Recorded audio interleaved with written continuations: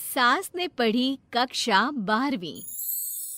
पाखी एक multinational company में काम करने के साथ सोशल एक्टिविस्ट भी होती है, जो ऑफिस खत्म होने के बाद शाम को घर आकर जरूरतमंद छोटे बच्चों को फ्री में पढ़ाती है। उसकी इस खूबी से बाकी लोगों के साथ सास भी बहुत खुश होती है। तुम सच में बहुत अच्छा काम कर रही हो बेटा।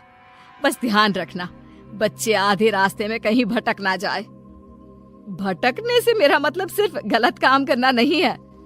कोई घर की जरूरत के लिए नौकरी करने लगे या किसी के घर वाले उसकी शादी करा दे, ये भी तो मंजिल से भटकना ही होता है ना। वाओ मम्मी, मुझे नहीं पता था कि आप पढ़ाई को लेकर इतनी पर्टिकुलर हो। पर फिक्र मत कीजिए, इनके साथ ऐसा कुछ नहीं होगा।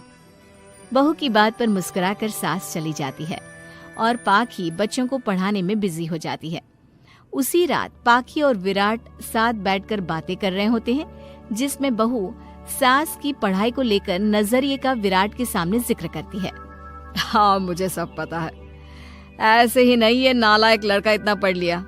वो मम्मी ही तो है जिन्होंने बचपन से खाना खाया या नहीं से ज्यादा पढ़ाई की या नहीं पूछ पूछ कर मुझे इतना पढ़ने पर मजबूर कर दिया।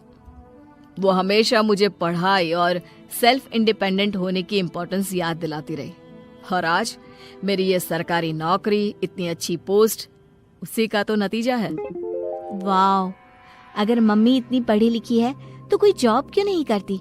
और अगर जॉब नहीं करती तो मेरे साथ बच्चों को ही पढ़ा ले। तुम्हें किसने बोला कि मम्मी पढ़ी हुई हैं? उन्होंने तो अपनी 12th क्लास भी पूरी नहीं की।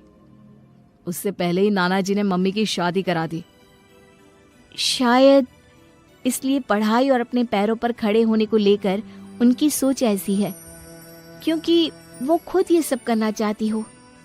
पत्नी की बात सुन के विराट भी सोच में पड़ जाता है। दोनों मिलकर प्लान बनाते हैं और अगले दिन बच्चों को पढ़ाते हुए पाखी उनके पास एक कुर्सी एक्स्ट्रा लगा देती है। ये एक कुर्सी ज्यादा किसके लिए लगाई है बेटा? कोई नया बच्चा आने वाला है क्या? हाँ जी, आज से मेरी एक नई बच्ची मेरे पास, यानी कि मेरी सास, दोबारा पढ़ाई शुरू करने वाली है। अरे क्या पागल जैसी बात कर रही है? भला ये भी मेरी कोई उम्र है बच्चों के बीच बैठकर पढ़ने की? तू बस ना इनके भविष्य पर ध्यान दे, मुझ पर नहीं। मम्मी, सीखने की कोई उम्र नहीं होती, बस इच्छा होती है। और मुझे पता है कि आपके अंदर वो इच्छा आज भी जिंदा है। अरे तू बस अपने काम और इन बच्चों पर ध्यान दे। यहाँ बस सबको बोलने से मतलब है, किसी को नहीं सोचना। अगर बात बाहर निकली तो समाज क्या सोचेगा और परिवार का कितना नाम बदनाम होगा। मम्मी, आपने पापा और इस परिवार के बारे में बहुत सोच लिया। सबकी खुशियों के लिए अपने सपने बहुत कुर्बान कर दिए। अब ये वक्त अपने पर ध्यान देने का है। और जिस समाज की आप बात कर रही हो ना, उसकी तो आदत है हर कामयाब होते इंसान पर पत्थर मारने की। बेटी को भी बहू का साथ देते देख सास गुस्से में अपना सर पकड़कर बड़बड़ाते हुए वहाँ से चली जाती है। ये स्टूडेंट थोड़ी जिद्दी है, पर इन्हें मैंने 12th क्लास पास नहीं कराई तो मैं भी अपनी सास की बहू नहीं। ये देखने में तो मजा ही आ जाएगा। इसी के साथ पति पत्नी मिलकर सास को पढ़ाने के मिशन पर लग जाते हैं, लेकिन सास उनकी हर कोशिश को नाकाम कर देती है। एक शाम विराट अपनी मम्मी के लिए 12th क्लास की बुक्स लेकर आता है, जिन्हें देखकर इस बार सास का गुस्सा उन दोनों पर मानो फूट ही पड़ता है। अरे तुम दोनों का दिमाग खराब हो गया है क्या, जो ये बेवजह की जिद पकड़े बैठ गए हो? मैंने एक बार बोल दिया ना, मुझे कोई पढ़ाई नहीं करनी। इसके बाद मेरी पढ़ाई को लेकर मुझे घर में कोई जिक्र नहीं चाहिए। पोता पोती पकड़ने की उम्र में किताबें पकड़ूंगी तो अच्छी लगूंगी क्या? अरे परिवार का मजाक बन जाएगा। मम्मी, पोते पोती आप पढ़ने के बाद भी तो खिला सकती हो। और रही मजाक बनाने वाले लोगों की बात, तो उनके पास खुद का कोई सपना होता नहीं, इसलिए दूसरों की उड़ान रोकने की कोशिश करते रहते हैं। बस एक बार माँ, आप कोशिश तो करो। अगर अच्छा नहीं लगा तो हम दोबारा कभी नहीं बोलेंगे। बेटी की बात सुनकर माँ सोच में पड़ जाती है और ये सोचती है कि थोड़े दिन पढ़ लेती हूँ और उसके बाद पढ़ने में अच्छा नहीं लग रहा, ये बोलकर मना कर दूंगी। ऐसी प्लानिंग बनाकर वो पढ़ने के लिए तैयार हो जाती है। मौके का फायदा उठाकर तुरंत वे लोग सास का ओपन से 12th में एडमिशन करा देते हैं। मम्मी, आज से आपकी सारी जिम्मेदारी मेरी।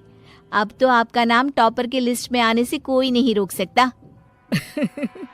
ये मेरे सीधे बच्चे, इन्हें अंदाजा भी नहीं कि माँ का प्लान क्या है। पाखी सास को पढ़ाना शुरू करती है। दिन बीतते हैं जिसमें धीरे धीरे सास भी कंफर्टेबल होने लगती है, लेकिन फिर पाखी एक सब्जेक्ट पढ़ने के लिए ट्यूशन जाने का सजेशन देती है, जिस पर बहुत गुस्सा, ड्रामा करने और पाखी के लाख बार मनाने के बाद एक बार फिर सास तैयार हो जाती है। थैंक यू मम्मी, आपको नहीं पता कि आपका 12th क्लास पढ़ना हम दोनों के लिए कितना जरूरी है। अब ये सिर्फ आपका नहीं, हमारा सपना भी बन गया है। बहू की बात सुनकर सास अपने प्लान को लेकर सोच में पड़ जाती है। अगले दिन पाखी सास के साथ उन्हें ट्यूशन छोड़ने जा रही होती है, जहाँ रास्ते में पड़ोस की कुछ औरतें बैठी मिलती हैं।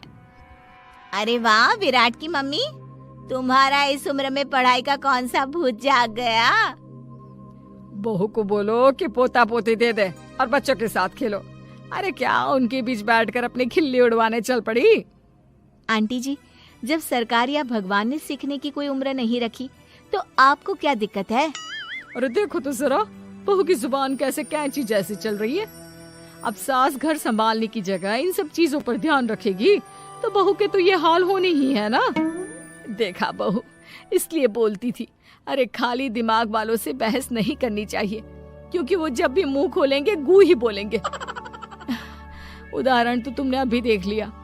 वैसे बहन, मैं तो अपना सपना पूरा कर लूंगी, लेकिन क्या यहाँ बैठकर पंचायत करने के अलावा तुम लोगों का कोई दूसरा सपना भी है। सारी औरतें चुप हो जाती हैं और सास बहू चले जाते हैं। अब सास के अंदर पढ़ने की इच्छा जाग उठती है और वो अपना प्लान छोड़ मन लगाकर पढ़ाई करना शुरू कर देती है। देखते ही देखते 1 साल बीतता है और बोर्ड एग्जाम शुरू हो जाते हैं।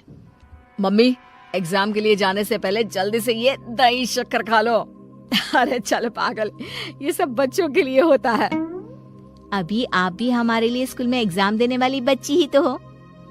बच्चों का प्यार देखकर सासू माँ खुश हो जाती है और दही शक्कर खाकर विराट के साथ घर से निकल जाती है, जो मम्मी को एग्जाम सेंटर पर छोड़ ऑफिस चला जाता है। इसी तरह समय बीतता है और एग्जाम खत्म होने के बाद देखते ही देखते रिजल्ट भी आ जाता है। मेरी टॉपर माँ, तुमने तो तहलका मचा दिया। हर तरफ तुम्हारे ही चर्चे हैं। घर वाले ये खुशी मना रहे होते हैं कि वही औरतें उनके घर आती हैं। अरे पंचायत की टोली, आज मेरे घर कैसे? बस तुम्हें सॉरी और थैंक यू बोलने आए हैं। उस दिन तुम्हारी बातों और आज तुम्हारे काम ने हमें ये सिखाया कि सपने पूरे करने की कोई उम्र नहीं होती। इसलिए अब हम भी शादी, परिवार, बच्चे और न जाने कितनी वजहों से अधूरे छूटे सपनों को पूरा करेंगे बहन जी।